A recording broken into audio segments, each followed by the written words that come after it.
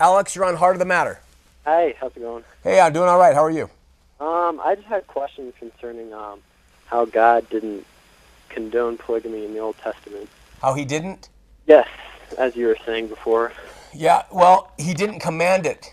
Uh, he didn't command it, Alex. What he did was he let people have their way on a number of different things, and but he did not tell Abraham to go take Hagar. Sarah told him to go take her. Abraham was supposed to have seed, and he was supposed to have children according to the promises of God, and they got tired of waiting. So they took it into their own hands and they did their own thing. They took their will and they placed it upon the promises. And what happened? Disaster. And everything along the way, David's relationships, his concubines, he had nothing but trouble with his plural marriages.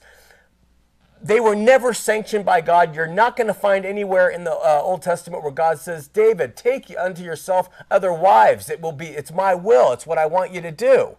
And if you use that as the reason or the justification for polygamy in the early church and the spiritual polygamy that goes on today, you're just sorely misguided.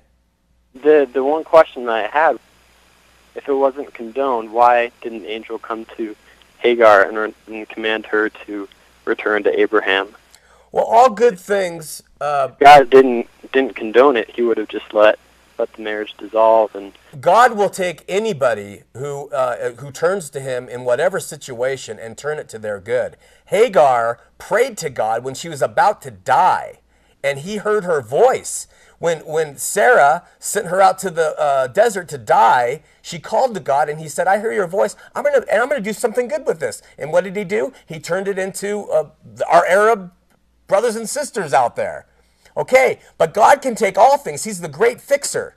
But it doesn't mean he was behind it in the first place. He wasn't behind any of the failures that we make, but he can take them and use them for our good.